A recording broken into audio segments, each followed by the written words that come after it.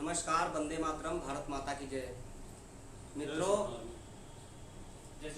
जैसा कि सूचना डाला गया था कि हम लोग लाइव आएंगे, हमारे साथ काफ़ी सवर्ण युवा हैं, जिसमें हमारे साथ सुमित भैया जी हैं, सुमित शर्मा गाजियाबाद से, अजय दुबे जी जय श्री राम, जय प्रसन्न, गौतम बुद्ध नगर से, आशीष शुक्ला जी प्रयागराज से और चंद्रप्रकाश शर्मा जी हैं, जय श्री राम, अंशुमन मिश्रा जी हैं दिल्ली से, पीछे हमारे बड़े भाई मिश्रा जी और हैं। तो जैसा कि सूचना डाला गया था कि लाइव आकर किसी विशेष मुद्दे पर बात करना है, संगठन को किस प्रकार से जमीनी स्तर पर मजबूत करना है, और लगातार सोशल मीडिया पर पोस्ट की जा रही है कि हमारे समाज के ऊपर इतना बड़ा अत्याचार किया जा रहा है, किस प्रकार से समाज को बचाया जा सके। तो इन सब मुद्दों को लेकर सभी लोग अपनी अपनी बातों को रखेंगे। तो मैं चाहूँगा कि जितने लोग जुड़ते जा रहे हैं लगातार पहले शेयर करते जाएं। और यह सवर्ण सभा का आयोजन हमारे दिल्ली प्रदेश में हुआ है।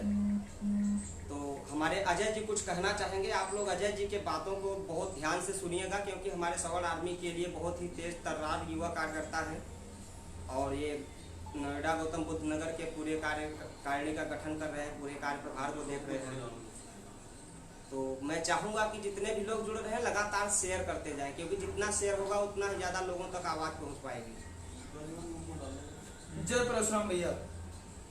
जैसा कि मित्रों, अभी बागी विवेक मिश्रा के नाम से आप इनको जानते हो, और ये हमारे बहुत ही अच्छे वक्ता, बहुत ही अच्छे सवर्ण आर्मी के कट्टर जो है कार्यकर्ता हैं। जैसा कि इन्होंने बताया कि हमारी बहुत सारी बातों को लेके विशेष जो हमारा मकसद है आज लाइव आने का, हमारे बहुत सारे मुद्दे हैं और उन मुद्दों के विषय में मैं आप लोगों से कुछ चर्चा करना चाहता हूं। जैसे कि सवर्ण आर्मी की संकल्प क्रांति यात्रा निकल चुकी है और हर जिले में जाके हम अपने कार्यकारिणी का गठन कर रहे हैं, युवाओं को जागरूक कर रहे हैं और उनके मनोबल को बढ़ाने की कोशिश कर रहे हैं। और ये जिम्मेदारी हमारे राष्ट्रीय अध्यक्ष सर्वेश भैया ने शिवम भैया, गोपाल भैया और संदीप भैया को दिया हुआ है। और ये हमारी यात्रा जो है जहां जहां से निकल रही है, सभी मित्रों से सबने निवेदन है कि ज्यादा से ज्यादा लोगों को उसमें, ये हमारा जो लाइव सेशन चल रहा है, लोगों को जोड़ते जाएं और शेयर करते जाएं कि ये जो संकल्प क्रांति सवर्ण आर्मी की संकल्प क्रांति यात्रा है, इसको इतना ज्यादा तन मन धन से मनोबल इतना बढ़ाया जाए कि हमारा जो मिशन है, जो जिसके खिलाफ हम लोग, हमारे संगठन से आदरणीय बड़े भाई सर्वेश पांडे जी जुड़ चुके हैं। बहुत बहुत धन्यवाद भैया जी का। धन्यवाद भैया जी। और आपके ही आशीर्वाद से, आपके ही निर्देशानुसार हम लोग आज कुछ बोल पा रहे हैं और कुछ कर पा रहे हैं, तो यह सब आपकी देन है। जैसा कि हमने बताया, जो हमारी यात्रा निकल चुकी है, भदोही, जौनपुर, आजमगढ़, जहां जहां से निकलती हुई मिर्जापुर, प्रयागराज, इससे होते हुए निकल रही है। तो जैसा कि आप सब लोग जानते हैं कि ज्यादा से ज्यादा इस यात्रा को सफल बनाने की कोशिश करें, ज्यादा से ज्यादा ये युवा उसमें जुड़ते जाए और हमारे मनोबल को, हम आपके लिए कार्य करें, अपने लिए कोई कार्य नहीं कर रहा है। ये सवर्ण आर्मी जो है, इसका जो मिशन है, ये हमारा पर्सनल मिशन नहीं है, ये आप सब लोगों का मिशन है। और इस मिशन के अंतर्गत आप सब लोग जुड़िए, तन मन धन के साथ सभी का मनोबल बढ़ाइए। और इस समय हमारे बीच में जो है गाजियाबाद से जो है सुमित भैया जी जुड़े हुए हैं। सुमित भैया जी, आप कुछ बोलिए सवर्ण आर्मी के बारे में, जो कुछ आपको अपनी राय रखनी है। नमस्कार सभी को, सवर्ण आर्मी जिंदाबाद। मैं सुमित शर्मा गाजियाबाद क्षेत्र से, और मैं सवर्ण आर्मी के लिए कार्यरत हूँ और कार्यरत रहूंगा, अपने जी जान लगाकर लगा हुआ हूँ। और मेरा जो आज का मुद्दा था जो बात करने का, वो मैंने बात की, और उसमें जो मेरे सवाल थे वो मैंने हमारे राष्ट्रीय अध्यक्ष सर्वेश भैया से हमने बात करी कि इतने सारे संगठन जो बने हुए हैं उनको बारे में हमारे अंदर बहुत ज्यादा विचलित थे कि भाई इतने संगठन बने हुए हैं, हमारा समाज कहीं बटा तो नहीं है, हमारे समाज को एक करने के लिए हम क्या कर सकते हैं। तो उसमें मेरे को एक बहुत अच्छा प्रत्युत्तर मिला है सर्वेश भैया से, और मुझे अच्छा लगा कि हमारे राष्ट्रीय अध्यक्ष हमारे से इस तरीके से हमारा मार्गदर्शन कर रहे हैं, और हमें बहुत खुशी होती है कि हम अपने समाज के लिए काम करेंगे और कार्यरत हैं। तो मेन मुद्दा था कि इतने सारे संगठन बने हुए हैं, ये सेना वो सेना, और कुछ लोग राजनीतिक इच्छा रखते हैं, तो उसका भी प्रत्युत्तर मिला है मुझे। जो तो संगठनों के है कि संगठन तो देखो व्हाट्सएप, फेसबुक, ये ऐसे करके संगठन बन जाते हैं, चलता रहता है, उनमें उनका कोई जमीनी स्तर में वजूद बहुत कम रहता है। तो हमारे जो सवर्ण आर्मी है, हमें इसमें जमीनी स्तर पे काम करना है बहुत तेजी से, और कुछ ऐसा अलग करना है जो बाकी संगठन नहीं कर पा रहे। तो संगठनों को हमें थोड़ा सा वैसे तरीके से करना है कि जमीनी स्तर पे काम हो हमारा। अब बात करते हैं हम जो लाइव लगता है, कट गया था लाइव। अभी आवाज आ रही है? जिस सभी मित्रों को अगर आवाज आ रही है तो प्लीज कमेंट बॉक्स में अपना कमेंट देते जाइए, क्योंकि कुछ नेटवर्क प्रॉब्लम होने के कारण जो है लाइव डिस्कनेक्ट हो रहा था। बोलिए सुमित भैया। जी, मैं ये कहना चाहता हूँ कि जब जो भी संगठन राजनीतिक इच्छा रखते हैं, तो हमारा देखो उद्देश्य है आरक्षण को जातिगत से हटाकर इसको आर्थिक करना।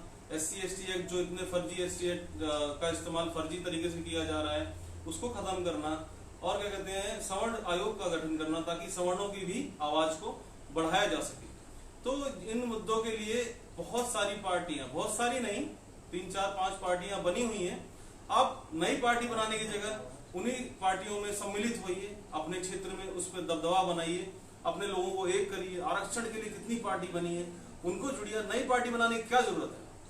आप नई पार्टी मत बनाइए, आप जुड़िए लोगों से, आप उसका विस्तार कीजिए, आप एक मंच पे आइए। आप राजनीतिक विकल्प जरूर बनना चाहते हैं, आप एक मंच पे आइए, राजनीतिक विकल्प बनिए। हम आपके साथ जो पुरानी पार्टियां हैं उनका साथ हम बिल्कुल देंगे, क्योंकि हमारा और आपका लक्ष्य एक ही रहेगा। लेकिन अगर राजनीतिक महत्वाकांक्षा से करेंगे तो भाई देखिए अब हम क्या करें, हम किसी को साथ विलय या मिल नहीं सकते। क्यों? क्योंकि मान लो अगर उस पार्टी ने कभी कुछ आगे करके, जैसे हमारा बीजेपी के साथ हुआ, हम सभी बीजेपी के सपोर्टर थे पहले और हमने सपोर्ट किया, हमने उम्मीद किया, लेकिन आज अगर मेरा प्रधानमंत्री राष्ट्रपति बोल रहा है कि मैं पिछड़ा हूं, मैं ये हूं, मैं जाति, और अपना जातिवादी शब्द इस्तेमाल कर रहे हैं, तो वो हमारे विश्वास को तोड़ा गया है। तो हम ये नहीं चाहते कि ये संगठन हमारा कहीं किसी से मिल जाए और बाद में ऐसा हो तो हम उसका विरोध करने के लिए कोई ना बचे। हमारा संगठन जमीनी स्तर पर काम करेगा और करता रहेगा, और अपने सवर्ण समाज के लिए हम बाध्य हैं, और उसके लिए हमें जो भी करना पड़ेगा वो हम करेंगे। जय सवर्ण आर्मी। अब हमारे साथ जुड़ रहे हैं मथुरा के सवर्ण आर्मी जिला अध्यक्ष चंद्र प्रकाश शर्मा जी। आप लोग हमारे बड़े भाई शर्मा जी को बातों को सुने और ध्यान से इनकी बातों को गौर। जय परशुराम, जय भवानी। जय परशुराम भैया, जय परशुराम। मैं आप सभी लोगों के बीच में कुछ आरक्षण के मुद्दे और जो भी अपनी क्या नाम समाज को बांटने वाली एक एक्ट है SC/ST एक्ट, उसके बारे में कुछ बात अपनी रखना चाहूंगा। अब आरक्षण के मुद्दे पर आते हैं। क्या आप लोग चाहोगे कि किसी आरक्षण के दिए हुए, चाहे वो टीचर हो या डॉक्टर हो, उससे आप अपने बच्चे की पढ़ाई कराना चाहोगे, या किसी डॉक्टर से अपने बच्चे की देखरेख में अपना इलाज कराना चाहोगे? मेरा सवर्ण समाज का जो कट्टर व्यक्ति होगा वो कभी नहीं चाहेगा कि वो एक आरक्षण के दिए हुए डॉक्टर या अध्यापक से अपनी सेवा लेना चाहेगा। दूसरी बात, अभी हमारे प्रधानमंत्री माननीय मोदी जी ने केवल 27% आरक्षण दिया गया OBC के लिए। उसमें जो हमारे सवर्ण समाज के सांसद और विधायक थे वो चुप क्यों थे? जो उनकी चुप्पी थी वो आखिर किस लिए थी? वो अपने समाज के लिए क्यों नहीं बोल पा रहे हैं? वो कौन सी परिस्थिति है कि वो अपने सवर्ण समाज के लिए, जिस माता पिता ने उस समाज से उनको जन्म दिया और उसी समाज के लिए वो लोग बोल नहीं पा रहे हैं? ऐसी कौन सी परिस्थिति है? मैं आप लोगों से पूछना चाहूंगा, और जो भी अपने सांसद विधायक हैं, मैं आप लोगों से कहना चाहूंगा कि उनसे आप प्रश्न पूछिए, क्योंकि अपना आज से 1 साल बाद वो चुनाव आने वाले हैं। आपके पास मौका है कि अपने सांसद विधायकों से अपनी बात रखें और उनसे प्रश्न करें। अभी 27% आरक्षण के बाद एक संरचना चल रही है जातिगत आरक्षण के लिए, जातिगत जनगणना के लिए। क्या जो सरकार हिंदुत्व के लिए आई थी, एक हिंदुत्ववादी सरकार आज समाज को जातियों में बांट रही है, इसका क्या कारण है? एक हिंदुत्ववादी जो नेता है, जो एक चेहरा है, वो आखिरकार समाज को जातियों में क्यों बांटना चाह रहे हैं? समाज में विखंडन क्यों करना चाह रहे हैं? यह एक आने वाले घरेलू युद्ध का अंदेशा है कि हो सकता है इससे आने वाले समय में एक घरेलू युद्ध होने का वो अंदेशा में देख रहा हूँ। अपनी बात अब समय से समाप्त करता हूँ। धन्यवाद। अब हमारे साथ जुड़ रहे हैं दिल्ली के बहुत ही तेज तर्रार युवा कार्यकर्ता अंशुमन मिश्रा जी, जो कि दिल्ली के जिला अध्यक्ष भी हैं और बहुत अच्छी इनकी विचारधारा है। मैं चाहूँगा कि अपने बातों से, अपने इस मंच के माध्यम से सभी को अपनी बातों के माध्यम से संबोधित करें। मैं अंशुमन मिश्रा में दिल्ली प्रदेश। जैसे कि बड़े भैया मिश्रा जी ने कहा कि सरकार हिंदुत्व के नाम पे बनी थी, लेकिन जातियों में खंडन किया जा रहा है। इसका ऐसा क्यों हो रहा है? अभी 27% ओबीसी बिल पास किया गया। मैं आपसे पूछना चाहता हूँ, आप अपना इलाज एक योग्य डॉक्टर से कराना समझेंगे या किसी आरक्षण से बैठे हुए पद पे लोग से कराना अच्छा समझेंगे? मैं पूछना चाहता हूँ कि SC/ST एक्ट में हमारे ब्राह्मण समाज के युवाओं को क्यों फंसाया जा रहा है? 12-13 वर्ष के युवाओं को SC/ST एक्ट में फंसाया जा रहा है। इसका जिम्मेदार कौन है? उनके भविष्य का जिम्मेदार कौन है? मैं सरकार से पूछना चाहता हूँ और खास करके मैं युवाओं से हाथ जोड़ के विनती करना चाहता हूँ कि आप लोग पार्टियों के झंडे मत धोइए। आप सर्वेश पांडे बनिए, आप स्वर्ण आर्मी का साथ दिए, समाज के लिए कार्य करिए, समाज हित में कार्य करिए। और मैं आपने कहना चाहता हूँ, जिस दिन आपने पार्टियों के झंडे बंद कर दिए और उस दिन से अगर 10% भी उसका हिस्सा अपने समाज को देंगे तो हमारा समाज प्रगति में उन्नति करेगा। इतिहास गवाह है सवर्णों का, सवर्ण ने देश के लिए क्या किया है। जय श्री कृष्ण। इतना ही कहना चाहूंगा, बाकी पोस्ट के माध्यम से हमें देखते रहते हैं। जय श्री कृष्ण। जैसा कि मित्रों आप सभी को यह पता होगा कि हमारे सभी युवाओं में बहुत ज़्यादा आक्रोश है।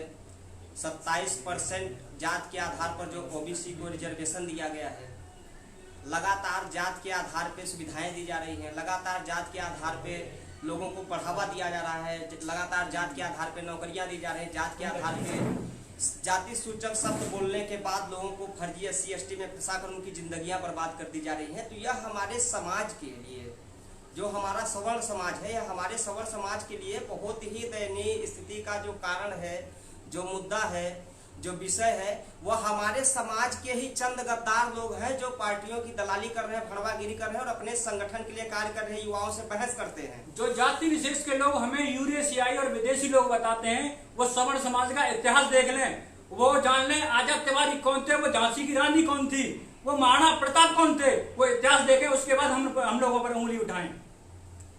अच्छा, आप मुझे सवर्ण भाइयों, आप मुझे एक बात बताइए कि क्या 2%, 3% और 9% वाले मुख्यमंत्री बन सकते हैं? वो अपने अधिकार के लिए यूपी में पता नहीं कितनी बार, अब आप सोचिए कि 3 विधायक और सांसद लेके वो 27% ओबीसी आरक्षण ले सकती है। अपना दल की बात कर रहा हूँ, ओबीसी के लिए उन्होंने इतना ज्यादा मेहनत किया, तो क्या हमारे इतने जो है युवा और इतने सक्रिय मेंबर्स, इतने समर्थ सांसद हैं और विधायक हैं, ये सब लोग शांत क्यों बैठे हैं?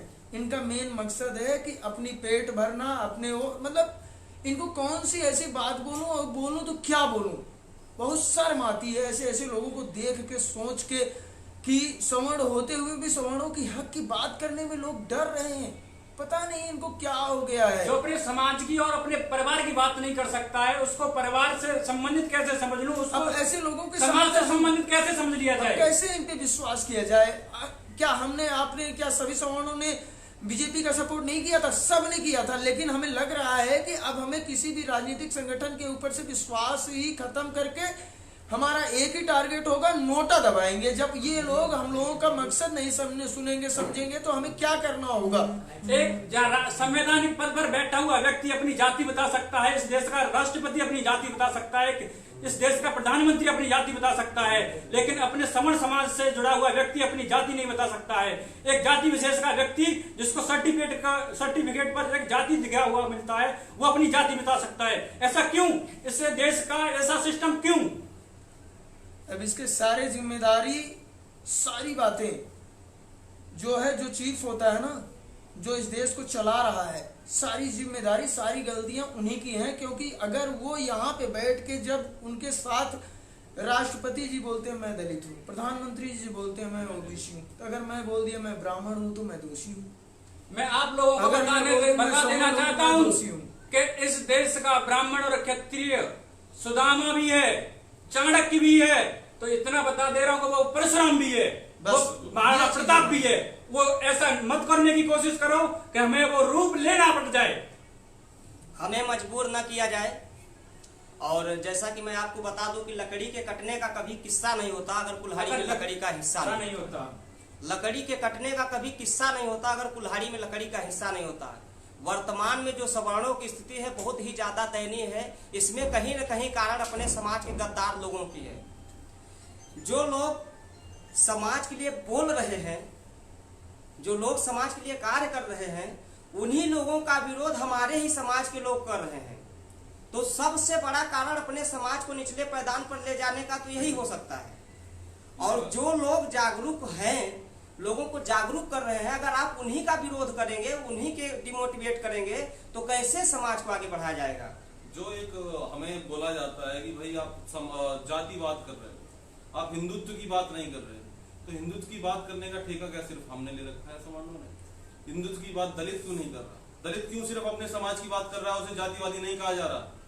जब मैं अपने समाज की बात कर रहा हूं तो मुझे जातिवाद बता दिया जाता है, लेकिन जब एक जाति विशेष का व्यक्ति अपने समाज की बात करता है तो उसको सामाजिक व्यक्ति बताया जाता है कि वो अपने समाज के लिए लड़ रहा है। लोग उसे बोलते हैं कि वो अपने समाज के लिए लड़ रहा हम है। अपने समाज के लिए लड़ रहे हैं और समाज के लिए लड़ते रहेंगे, और जिसको साथ देना है वो हमारे साथ जुड़े, और जिसको साथ नहीं देना वो हमारे साथ देखता रहे। मैं अपने समाज के युवाओं से आह्वान करना चाहता हूं कि इस देश की संस्कृति को, अपने समर समाज को बचाने के लिए युवाओं को आगे आना होगा, क्योंकि जिस और जवानी चलती है उस और जमाना चलता है। सही बात है, 100%। और जैसा कि आपको बता दूं, हिंदुत्ववादी सरकार संस्कृति और सनातन के लिए लेकर आगे आई थी। मैं आपको बता दूं, हमारे संस्कृति में वह ताकत है, हमारे संस्कृति भाषा में वह ताकत है। एक गूगल है जो पूरे विश्व के लिए कहीं पर भी आप कुछ भी सर्च करेंगे तो सब प्रदर्शित कर देता है, लेकिन संस्कृत भाषा को वह गूगल आज भी ट्रांसलेट नहीं कर पाता है। हमारे संस्कृति में वह ताकत है।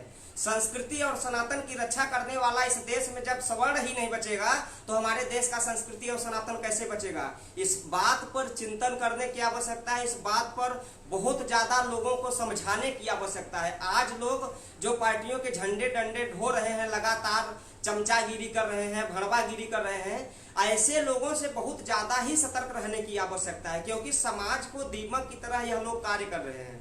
और ऐसे लोग जब तक समाज में रहेंगे तब तक समाज को हम आगे नहीं बढ़ा पाएंगे। जो लोग आज से 1.5 साल पहले हाथरस वाले केस में केवल जाति विशेष के लिए हाथरस पहुंच गए, सारी राजनीतिक पार्टियों के प्रतिनिधि हाथरस पहुंच गए, वो आज गोरखपुर में बहन काजल सिंह के लिए गोरखपुर क्यों नहीं पहुंच पाए। मेरा यह हिंदुत्ववादी सरकार से यह सवाल है और तमाम उन नेताओं से यह सवाल है जो अपने आप को कहते हैं कि हम सवर्णों के लिए यह कार्य करने वाले हैं, हम सवर्णों के लिए वह कार्य करने वाले हैं। आज काजल सिंह को गोरखपुर में न्याय नहीं मिल रहा है, ऐसे गद्दार नेता वहां पर पहुंचकर आवाज क्यों नहीं उठा रहे हैं? क्योंकि वो जाति विशेष की थी और ये जो है सवर्ण है। अगर ये सवर्ण ना होते तो ये भी कोई भी होता है, सब सवर्णों के लिए ही होता है।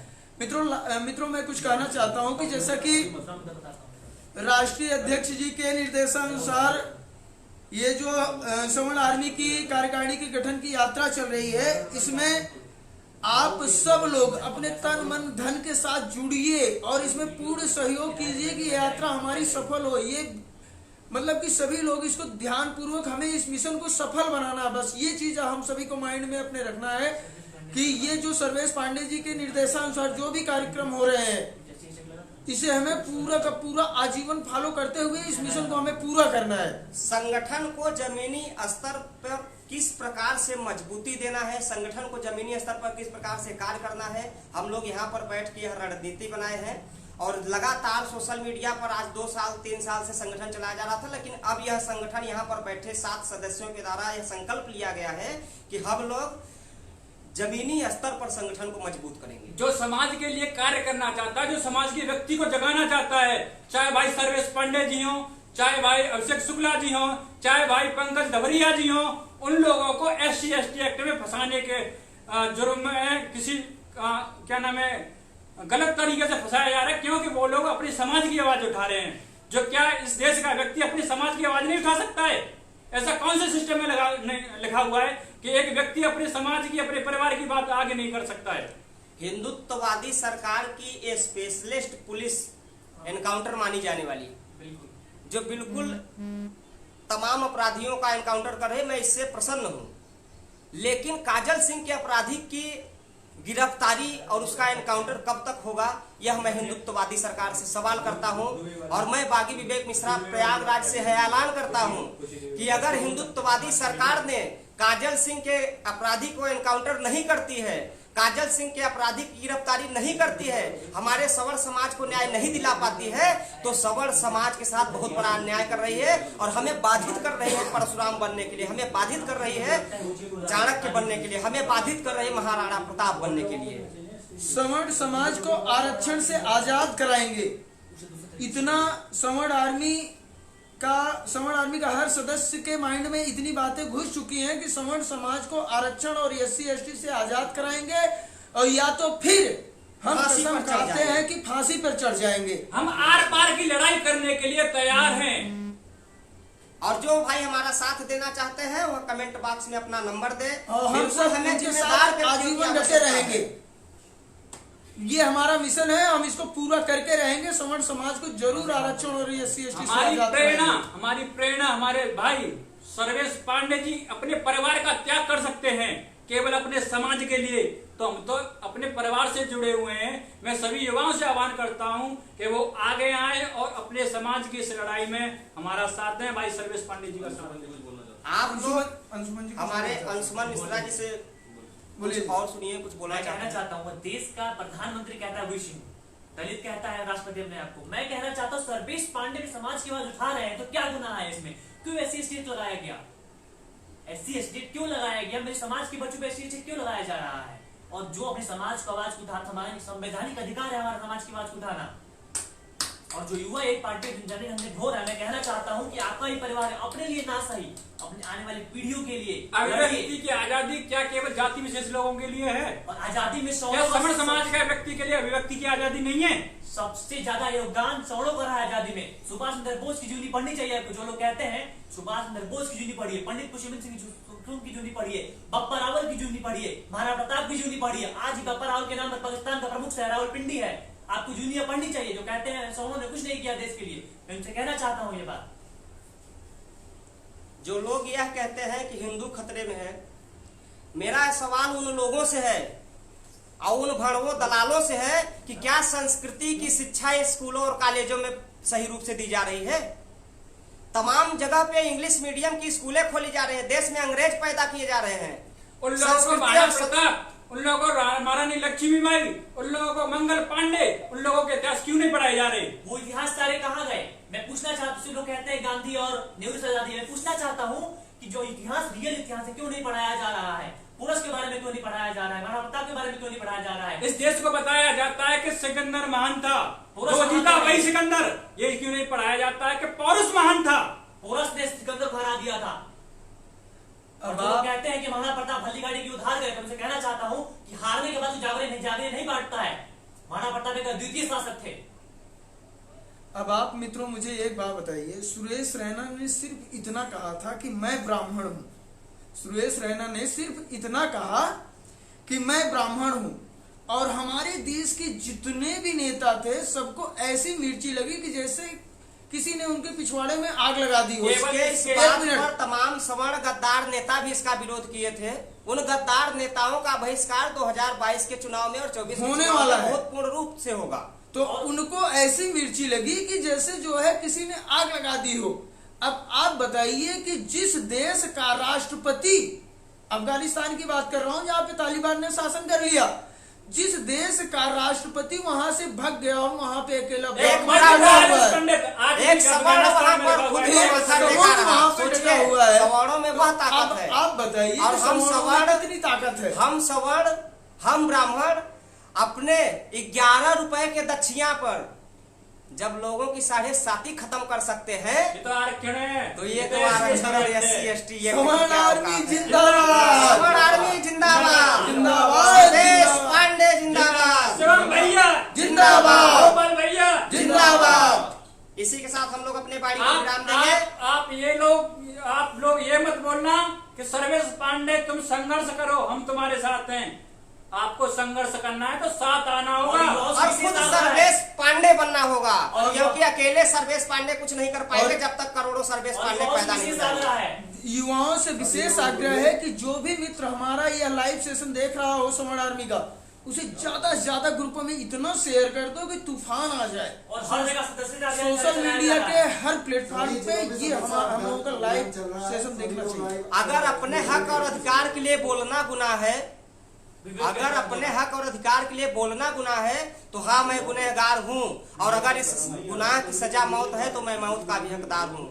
जय हिंद, जय भारत, इंकलाब जिंदाबाद। जिंदाबाद जिंदाबाद। सुमित भैया, जय सवर्ण आर्मी। जय सवर्ण आर्मी। जय श्री राम।